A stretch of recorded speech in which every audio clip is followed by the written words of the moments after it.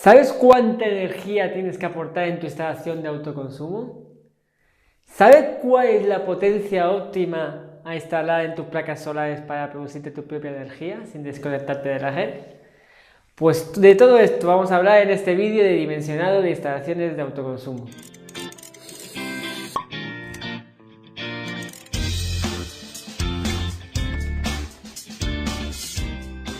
El otro día estuvimos viendo las instalaciones aisladas, desconectadas de la red. Ahora, esas instalaciones son de autoconsumo porque tú consumes tu propia energía. Pero normalmente cuando hablamos de autoconsumo, hablamos de instalaciones que no están desconectadas de la red. Instalaciones que producen su propia energía a partir de las placas solares para alimentar parte de la energía que estamos consumiendo.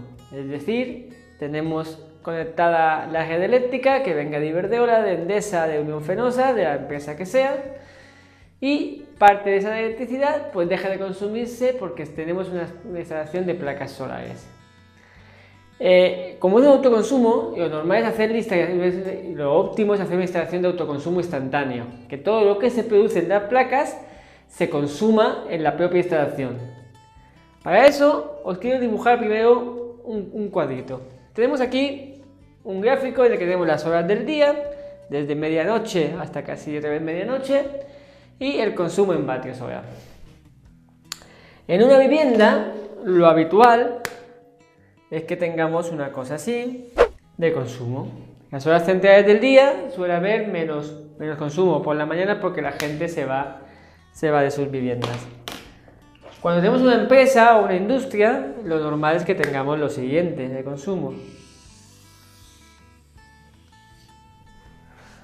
Un consumo que durante las horas del día, cuando esté trabajando la gente, es cuanto más consumo tenemos. Estas curvas pueden variar de si es verano o es invierno, si tenemos calefacciones encendidas, aires acondicionados encendidos, si la producción es temporal y tiene más producción durante una parte del año que durante otro, también cambia. ¿Y el sol? ¿Cómo funciona el sol? ¿Cuánto produce el sol? El sol, lo que hacemos en el sol es que tenemos una producción prácticamente nula hasta que llegamos a las horas del día y vuelve a bajar. Es decir, que esto es cuando hay luz solar, no es todo el momento. Nosotros tenemos que intentar que todo lo que produce el sol se consuma dentro de nuestra instalación, es nuestro óptimo. No tenemos que aportar más de lo que se está consumiendo. ¿Por qué? Pues por una razón muy sencilla. Lo que tú consumes te cuesta un dinero. Ponle 10 céntimos, 12 céntimos, 13 céntimos el kilovatio hora, la unidad de energía. Si tú quisieras verter algo a la red y te lo tuvieran que vender, si tú quisieras tener sobrante, ese sobrante te lo van a pagar por menos dinero, por la mitad, a lo mejor por 4 o 5 céntimos. Entonces nos sale mucho más rentable económicamente consumir todo lo que estamos produciendo. Por eso, las instalaciones óptimas tenemos que aportar energía que vamos a consumir en ese momento. Lo ideal es, dependiendo ya del consumo y del uso de la instalación, es aportar entre un 40 y un 60% del consumo diurno total a lo largo del año con la energía solar. Con esto respondemos a la primera pregunta: ¿cuánta energía vamos a aportar? Eso termina siendo entre un 25, un 20-25 hasta un 40% total del consumo que tenemos en nuestra empresa o en nuestra vivienda. Por eso es importante, como siempre, lo primero es analizar el consumo. Ahora, para analizar el consumo en nuestra instalación de autoconsumo, es un poco diferente a como lo pensamos en la instalación aislada. En las instalaciones aisladas lo que tenemos es que valorar lo que vamos a consumir a futuro, lo que vamos a poner. En una instalación de autoconsumo ya tenemos un servicio, ya tenemos un historial. Entonces con ese historial tenemos que evaluar. ¿Y cómo lo evaluamos? Pues tenemos que saber el consumo hora a hora. Lo ideal es saber el consumo hora a hora que estamos teniendo en el suministro. Ese consumo hora a hora lo podemos averiguar de diferentes maneras. Una manera, la mejor de todas, es poner un aparatito que nos mida, que después nos saque una tabla en que nos diga: a la 1 tenemos 2 kilovatios conectados, a las 2 1 kilovatio. A las 3, 3 kilovatios. Y entonces hacemos nuestra curva que hemos hecho anteriormente. Esa es la manera ideal de hacerlo, pero normalmente no vamos a tener este aparato conectado. Entonces, ¿cómo lo averiguamos? Pues podemos ir primero a nuestra factura eléctrica. Si tenemos una factura de un periodo, es una vivienda o un local pequeño, pues podemos estimar la energía que estamos consumiendo. ¿Cómo lo estimamos? Pues podemos hacer un poco el cuento de la vieja, si quieres, para hacerlo rápidamente. ¿Y qué es eso? Pues es, en lugar de darle un valor numérico, lo que le damos es un porcentaje de consumo. Un porcentaje que en toda la suma de las 24 horas tiene que dar el 100%. Y después, ¿qué tenemos? Pues tenemos el consumo mensual. Entonces ese consumo mensual lo dividimos del número de días del mes y nos da el consumo diario.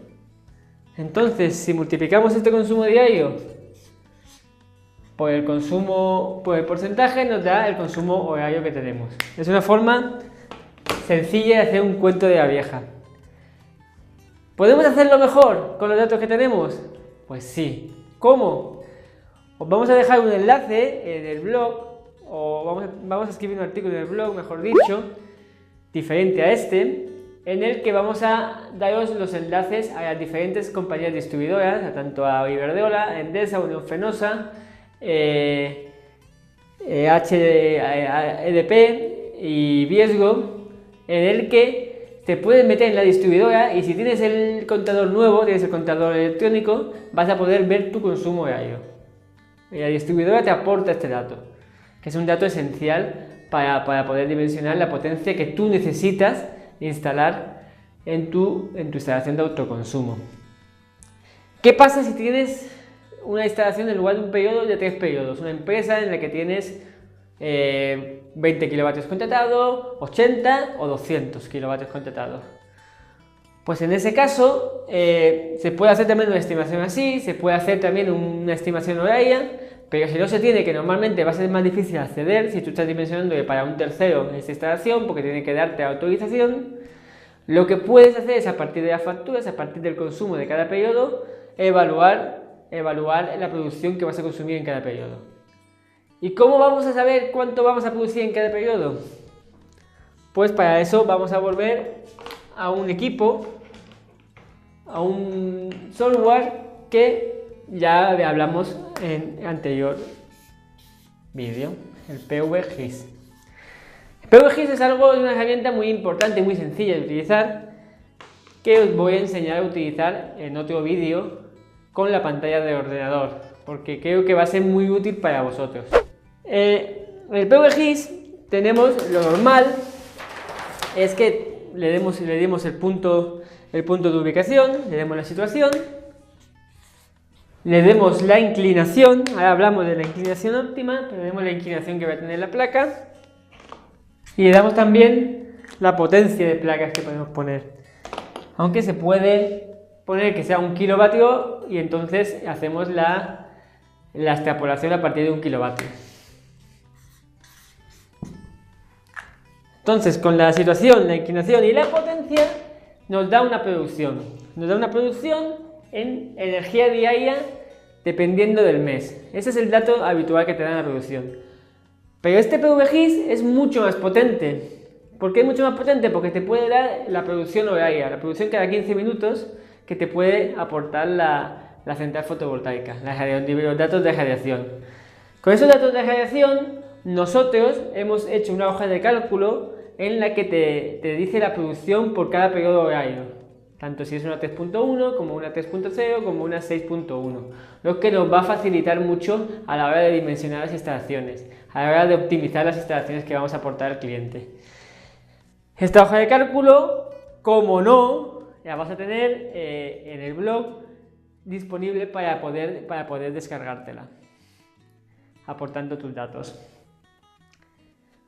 Esa hoja de cálculo ya la veremos en el blog, también haremos un vídeo en el que explicaremos esas hojas de cálculo, esas herramientas que estamos aportando, tanto la hoja de cálculo aislada que que dimos en el anterior vídeo, como estas hojas de cálculo que debemos hoy, que vamos a dar 2. ¿Y por qué vamos a dar 2? Porque tenemos que, aparte de dimensionar la potencia óptima que necesitamos, con esto sacamos, gracias al PVGIS, vamos a sacar la potencia óptima para aportar el consumo que vamos a consumir en esta instalación. A partir de esto necesitamos dimensionar lo que son los paneles, cómo conectarlos, qué inversor coger, cómo escoger las series para que haya el número de series, y necesitamos pues saber los datos de los paneles y de los inversores que utilizar. Ya vimos en un vídeo cosas como el VMPP, el IMPP, etcétera, de los paneles. Tenéis el vídeo de las hojas de los paneles para poder verlo. Tenemos también unos coeficientes de pérdidas que van a ser importantes a la hora del dimensionado. Ahora os quiero decir una cosita. Los inversores de instalaciones de conexión a red tienen unas características que hay que cumplir. No se pueden conectar cualquier voltaje o cualquier intensidad en los inversores de conexión a red. Tenemos un inversor que tienes un rango de VMPP. VMPP tiene que estar entre dos valores, entre X de máximo y de mínimo. A lo mejor entre 100 y 500 tiene que estar la tensión de entrada del inversor. Y otro valor también es que tenemos una intensidad máxima de entrada. Esta intensidad máxima significa que no podemos conectar tantos paneles en paralelo para que den menos de intensidad máxima, no los podemos pasar. También el inversor tiene una potencia máxima. Cada inversor, la potencia nominal del inversor tiene que ser inferior, habitualmente es inferior a la potencia de paneles instalada. Pero tiene un máximo, no puedes, si tú tienes un inversor de 10 kilovatios, no puedes poner 20 kilovatios, puedes a lo mejor poner 12, 13, dependiendo de cada fabricante.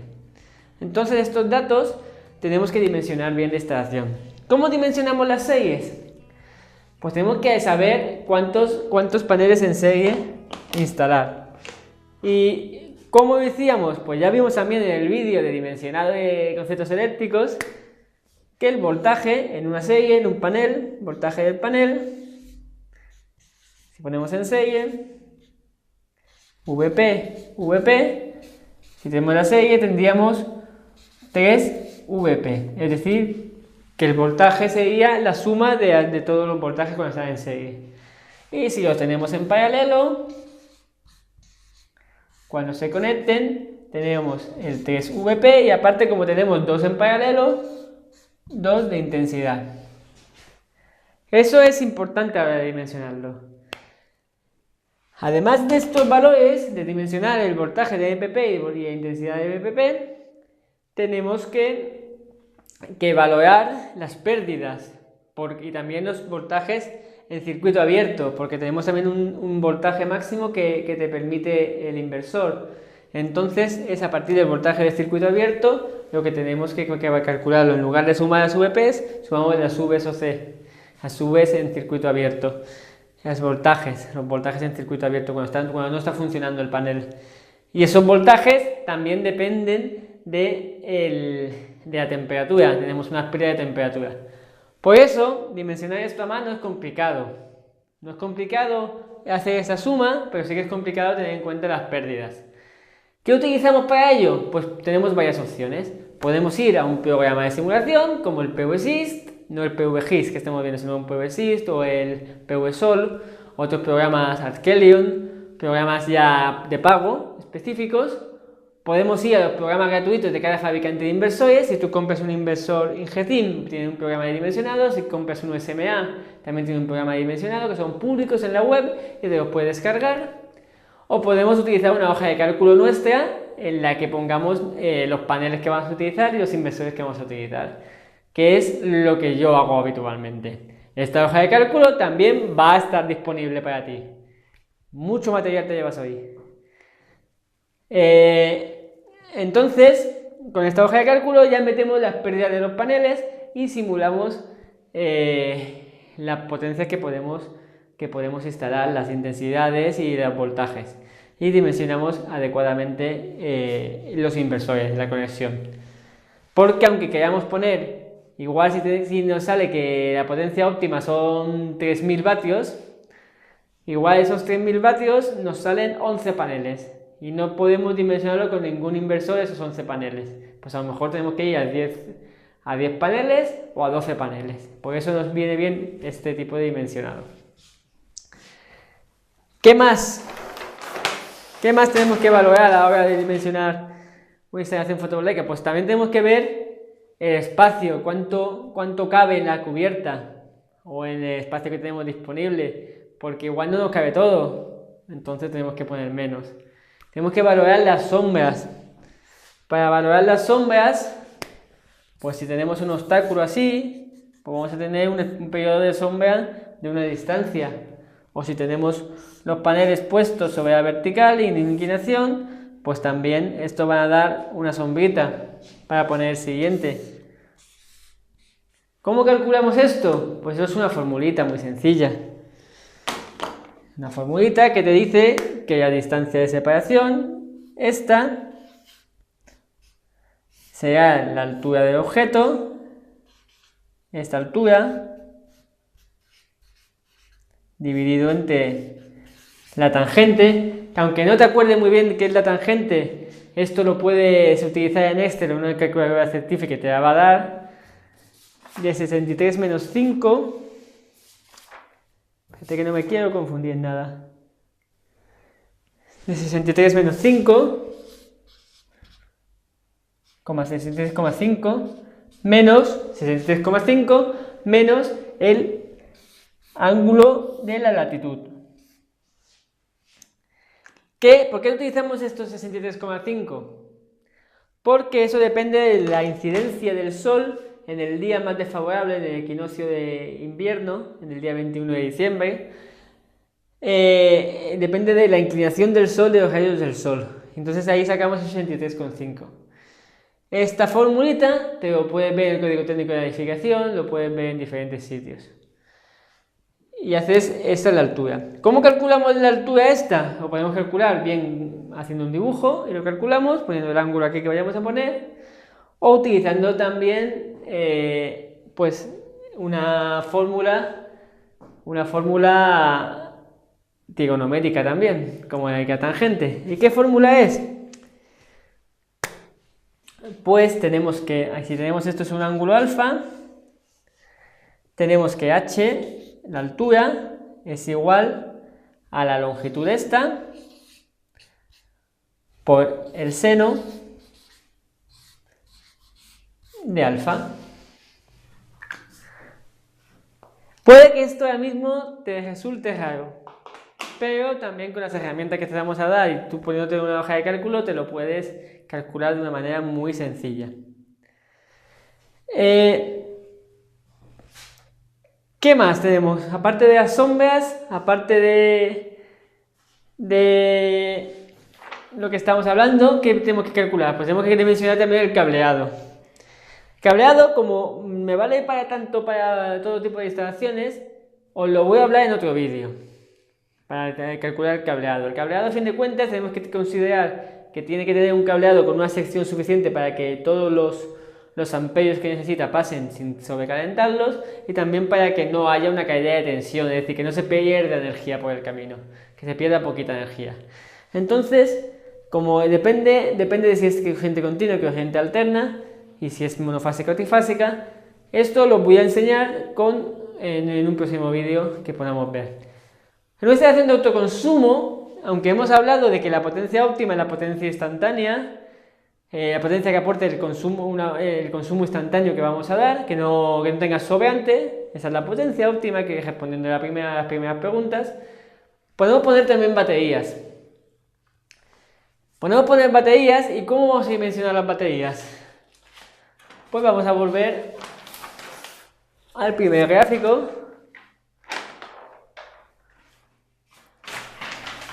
¿Qué teníamos delante? ¿Qué es lo que piensas que tenemos que dimensionar las baterías? ¿En esta instalación industrial verde o en la roja? ¿Cuándo conviene poner baterías? Pues normalmente en la roja, cuando tenemos un consumo que en el día no sea adecuado. Entonces, lo que hacemos es